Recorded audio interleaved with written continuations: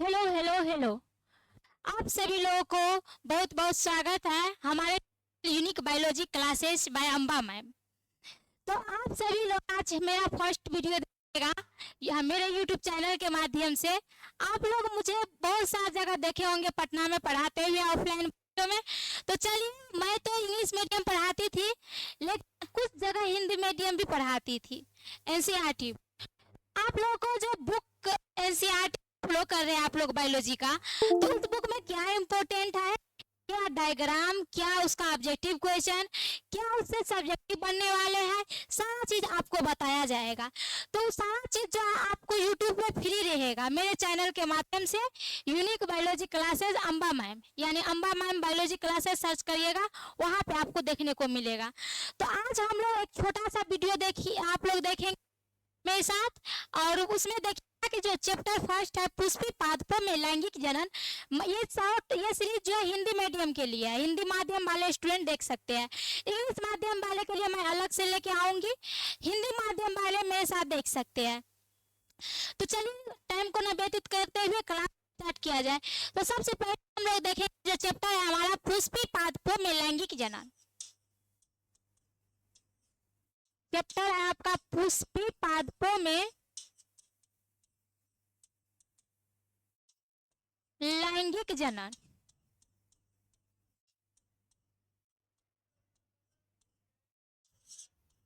ये आपका चैप्टर का नाम है पुष्पी पादपों में लैंगिक जनन, जो हम स्टार्ट करेंगे इससे का क्लास।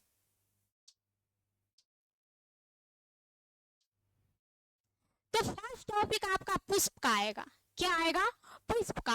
तो आप सभी लोग देखते होंगे कि आपको जो है पुष्प का कभी कभी नामांकित चित्र पूछा जाता है। तो सबसे पहले हम लोग पुष्प को ही देखेंगे क्योंकि हमारा जो चैप्टर का नाम है पुष्प पौधों में लैंगिक जनन। तो पुष्प का एक चित्र देखते हैं। तो जैसे पुष्प का एक चित्र देखिएगा,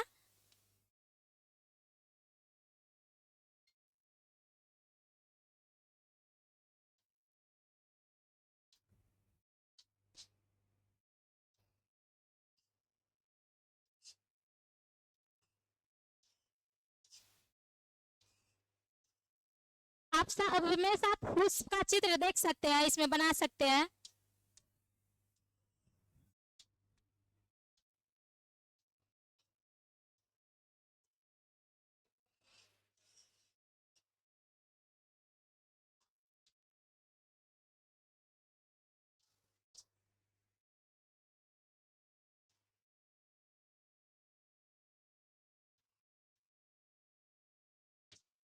आप लोग पुष्प में देखे होंगे कि यहाँ पे हरा करके पत्ता होता है, हरा हरा कलर करके। अब मान लीजिए कोई कैसा कलर का फूल है, मान लेते हैं हम लोग पीला कलर का फूल है, तो ऊपर से पीला कलर दिखा दिए, ये आपका फूल है। ये फूल के अंदर आपको ऐसा दिखने को मिलेगा।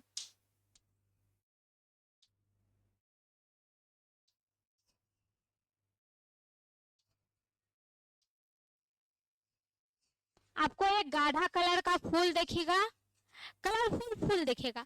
तो आप जब पुष्प का डायग्राम बनाइएगा तो ऐसे डायग्राम बनाना है और जो नामांकित करना है, जो नामकरण करना है इसमें।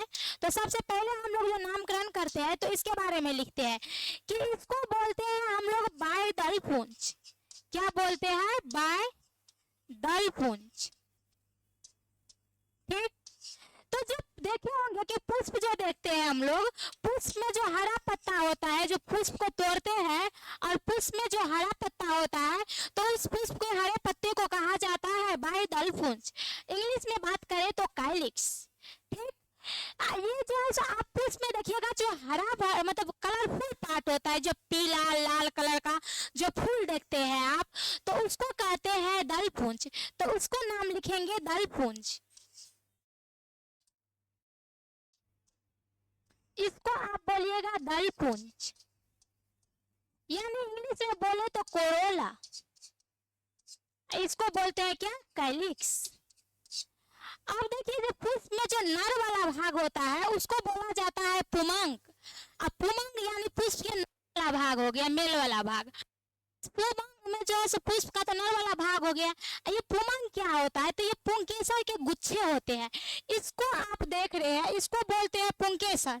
अब ऐसा ऐसा पुष्प में देखिएगा बहुत सारा निकला हुआ रहता है बीच में, तो उसको बोला जाता है बहुत सारा को पुमंग, एक को बोला जाता है पुंकेसर। तो दोनों को मिलाकर जो बोलेंगे क्या बोलेंगे? पुमंग, पुमंग बोलते हैं इसको हम लोग। तो ये 30 नंबर में पुमंग, ये नर वाला भाग है। पुष्प के नर वाला भाग जो है सो क्या है? पुमंग। अब पुष्प के सबसे अंदर में देखिएगा, एक पुष्प जो तोड़िएगा उसके अंदर में देखिएगा तो उसको बोलते हैं क्या? मादा वाला भाग, जयांग, जयांग। अब इस जयांग में जो अब इसको ना आप स्त्री केसर बोलते हैं। अब इस स्त्री केसर का बहुत सारा गुच्छा होगा, बहुत सारा स्त्री केसर होगा, तब बोलेंगे जयांग। तो ये जयांग जो है सो मादा भाग हो गया पुष्प का।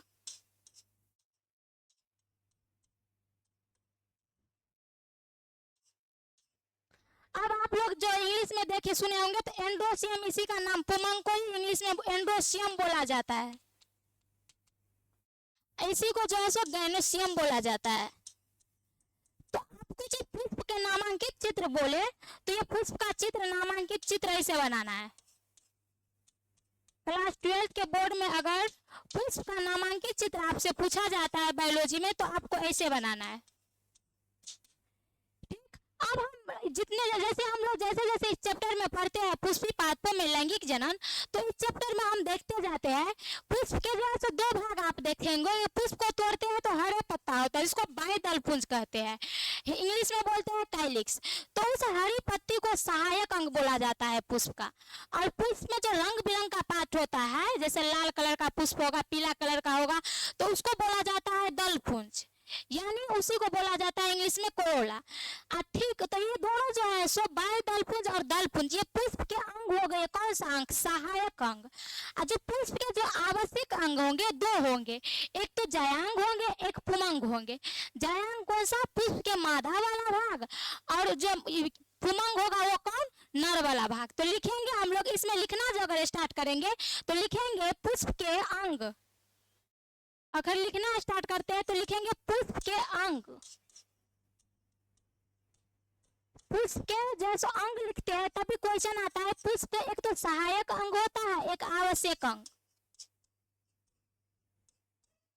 सहायक अंग और पुष्प के आवश्यक अंग।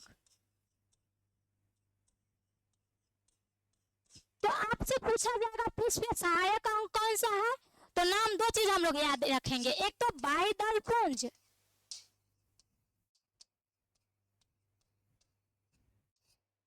और दूसरा क्या? दलपुंज।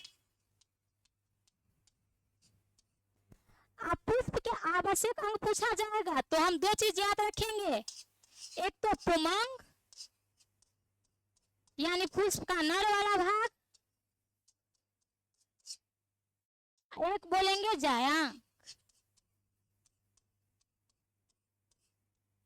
यानी मादा वाला भाग। जब हम पुष्प का जो दो अंग देखें कि एक सहायक अंग, एक आवश्यक अंग, जो पुष्प के लिए आवश्यक है एक तो क्या होगा? पुमंग और जयांग।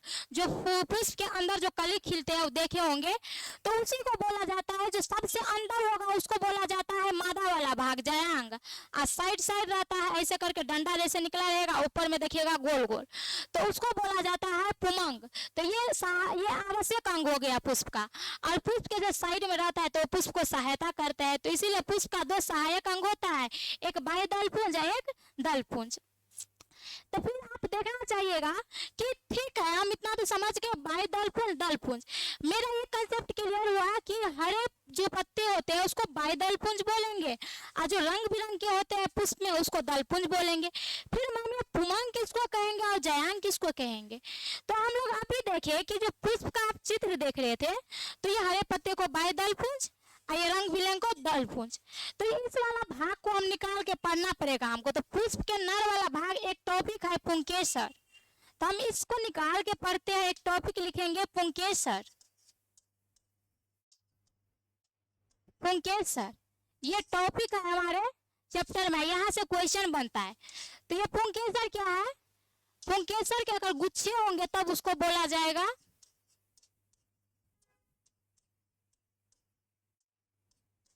पुमंग। ये पुमंग क्या है? नर वाला भाग पुष्प का।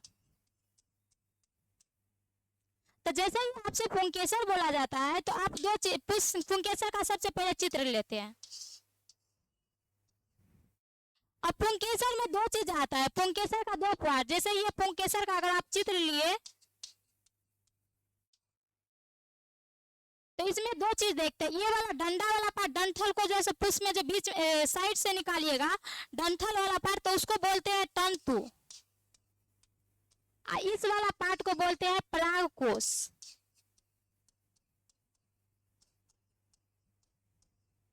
तो पुंकेसर में दो चीज याद रखना है आपको। याद रखना है कि पुंकेसर जो होता है इसमें दो चीज आता है, एक तो तंतु, एक परागकोश।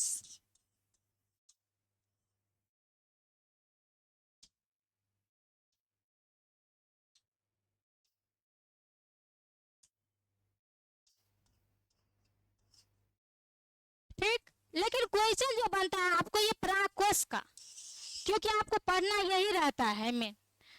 तो इसको हम लोग जैसे ही देखेंगे पुंकेसर, तो पुंकेसर का जैसे चित्र बनाए तो आप याद रखेंगे कि पुंकेसर में दो चीज, एक तो तंतु, एक परागकोश। तो ये तंतु और परागकोश दो चीज आता है किसमें? पुंकेसर में। इसी को हम लोग बोलते हैं क्या? ये पुंकेसर के जैसे ही गुच्छा रहेगा तो उसको बोलते हैं हम लोग पुमंग। तो दूसरा पॉइंट याद रखेंगे कि पुंकेसर के जो गुच्छे होते हैं उसी को बोलते हैं पुमंग। यही पुमंग क्या है? नर वाला भाग।